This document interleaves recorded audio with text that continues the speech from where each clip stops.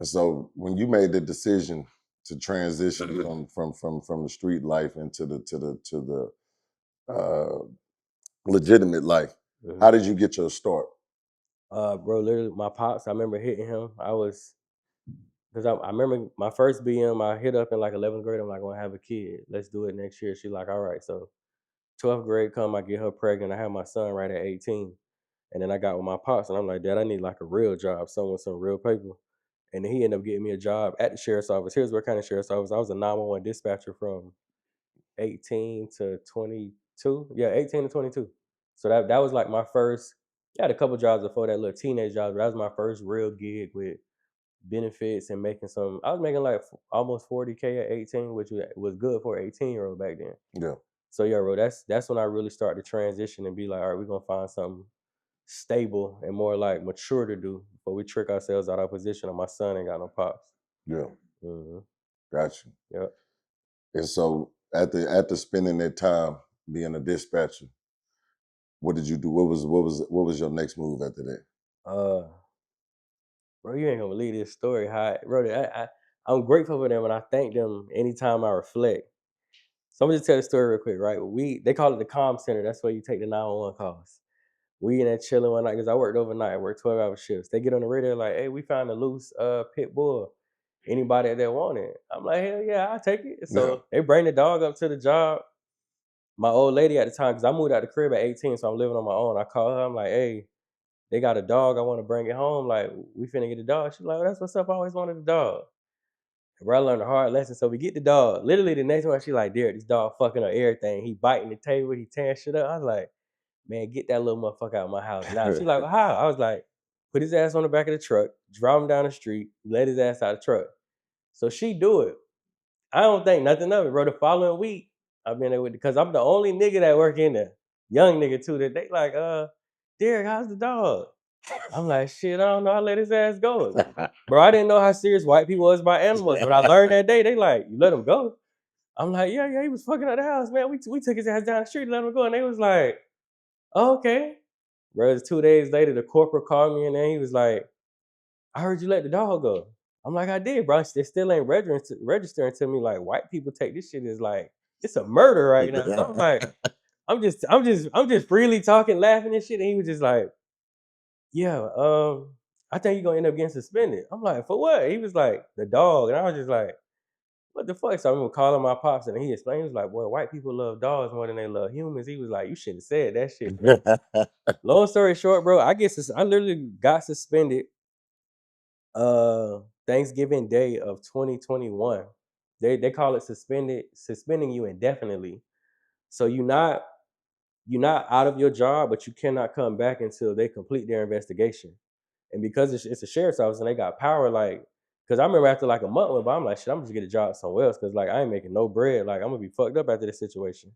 But they could put a stop on your employment other place. So I'm really just sitting still. And it was February 2022. They hit me. They're like, yeah, Derrick, come in. We good to go. Bro, I came in and like, I remember I walked in the door. It's like 8 day. I sit at the table. I was like, oh yeah, this shit ain't finna go good. They just told me, it was like, yeah, your job is done. You can give us your t-shirt. I'm like, what the fuck? So I lost that job, bro, because I let go of a dog, which like made me public enemy number one because I really didn't know white people love they dogs more than they love niggas or anything, period. So from there, bro, uh, I started a retail business. It was called a Millie Bound. And I had a female I was dealing with. I shot out every time because she was a huge help to this day. But I remember when I lost the job, I ain't gonna lie, I was sick because that was like a stable job. I made a lot of bread. My whole foundation was built on that job. My sole reliance on that job. That's one of the main things that made me start relying on them motherfuckers altogether because I learned a hard lesson that day. And bro, when they took that bread back, they took the power. Like I was damn near depressed. So I remember going home. My pops drove me home after I lost the job because for some reason I ain't dry that day. But long story short, bro, this ain't my main lady. I'm out scheming like young niggas do. And I remember she had just got her taxes. It's February. And she like, babe, I got a question. I'm like, what's up? She's like, you sure you don't need nothing before I spend my last 1,500 on my taxes?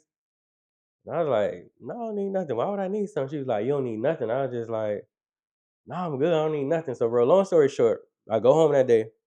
My cousin hit me, and he just gave me this long speech about being solely reliant on motherfuckers who don't look like us, basically talking about a job. And bro, I just got this bright ass deal. I was like, damn, um, I'm gonna start a retail business. I'm gonna start making clothes. And then the young lady that asked me I needed money, her aunt was plugged in at Foot Action, Foot Locker, XYZ.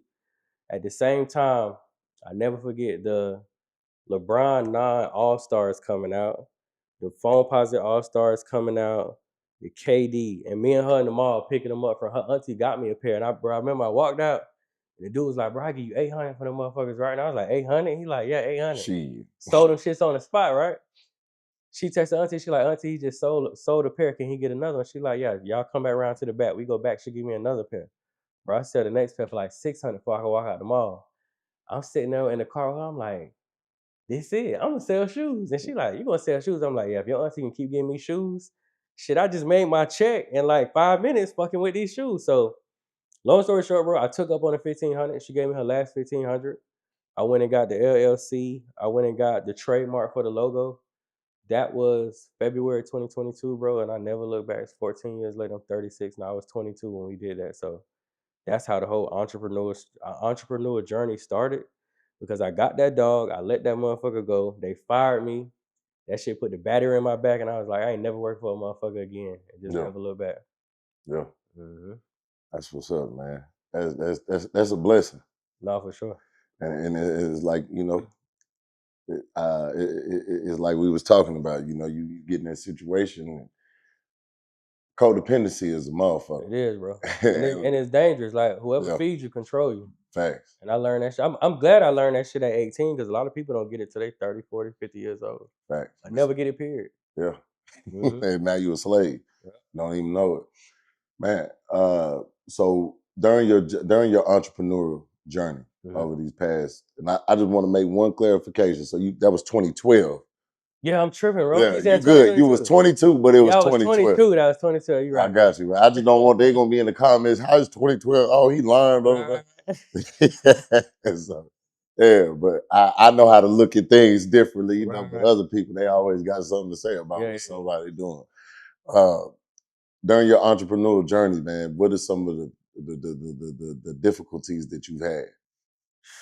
Bro, I know one of the biggest ones. I love really hard. I don't love often, but when I do, I love really hard.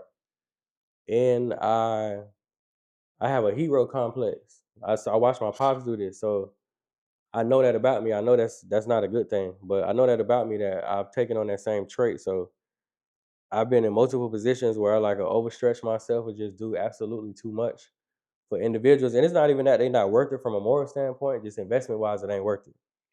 And then I find myself in more fucked up positions after the fact because they're gonna fumble it. Like me and my mama go through this shit all the time. And I be like, "Mom, if I've loaned you money 100 times and you haven't advanced your life yet, like I love you dearly, you my mom, but that makes you a bad investment. You've had 100 opportunities just with me to advance your life based on what I put in your hand and you didn't, bro." So I know one of the biggest ones in entrepreneurship with me was uh really just not enjoying that shit for myself, bro. Just trying to help everybody else enjoy that shit. And then in the end, like when you actually need the help or you need like motherfuckers to put their arms around you, they done fumbled everything you gave them. So it's just you versus you at this point, or you gotta save you. Yeah. So I know that's one of the biggest ones, bro.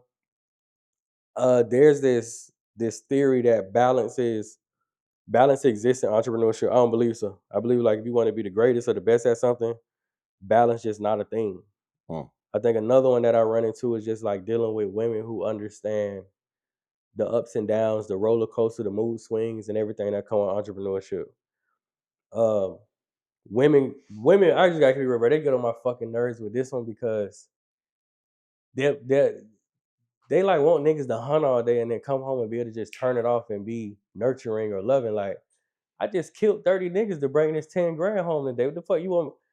My body don't work that way. Like, they don't even work that way. You feel me, bro? So I know that's one of the biggest ones in entrepreneurship is just actually finding women who understand the wear and tear, who understand like, I need you to minimize the disagreements and the arguments. I'm already at war with trying to beat all these other niggas who competing for the same trophy that I'm competing for Monday to Sunday. So I ain't gonna lie, bro. Yeah, bro, I got a lot of them. No, you good, bro. So like, especially as a black man and a young black man at that, especially looking the way that you look. Just gonna keep it all the way real.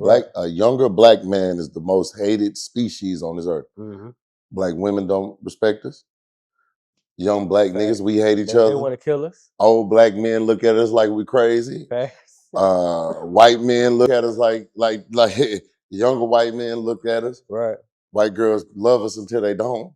Bro, even with parenting, a lot of moms don't even take the time to articulate the sacrifices that come with a father that's in that realm.